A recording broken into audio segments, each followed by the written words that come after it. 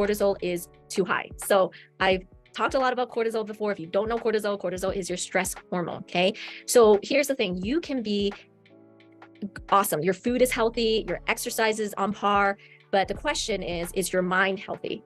You know, I recently did a mindset class with my muscle accelerator clients, and every one of them was like, oh my gosh, I really needed this mindset class, because people forget that you could be eating great, your exercises are great, but you're not keeping this healthy. And if this is not healthy, then a lot of things follow that, right?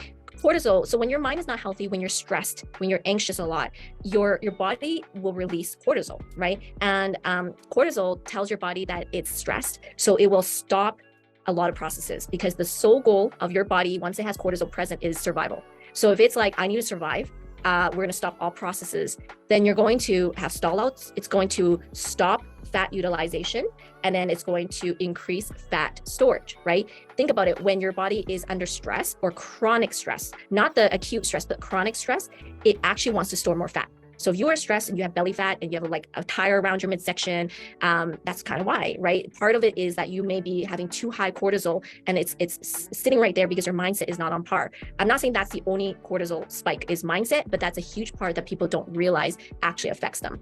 Yeah, mindset is huge, Jen, exactly. Cinnamon is awesome for us. Yeah, cinnamon is a really good spice. It's not sugar. Cinnamon is a good spice, so it's awesome. So yes, also cortisol. Cortisol, when it is present, it does something specific in your body. Okay, so here's my little bit of science. Like today is not all science, but when cortisol is present, it will actually cause your cells to shut off its response to insulin.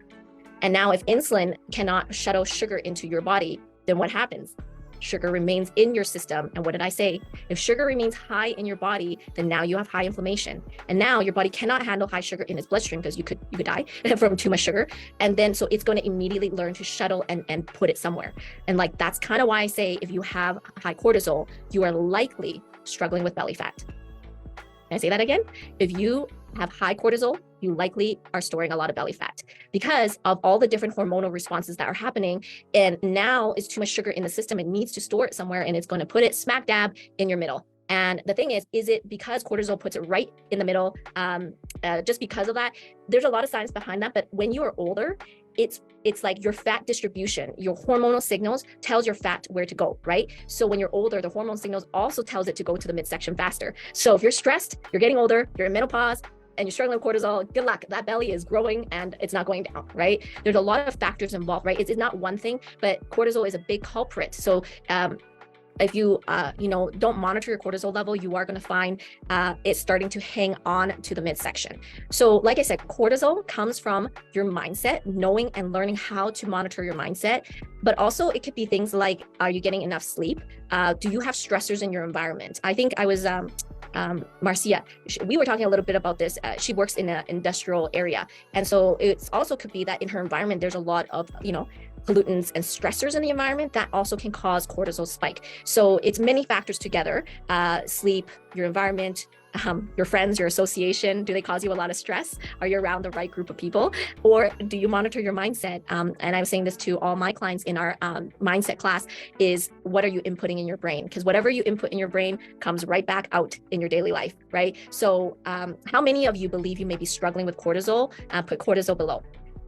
This is probably, I would say a lot of women, like probably 80% of women probably struggle with cortisol and stress.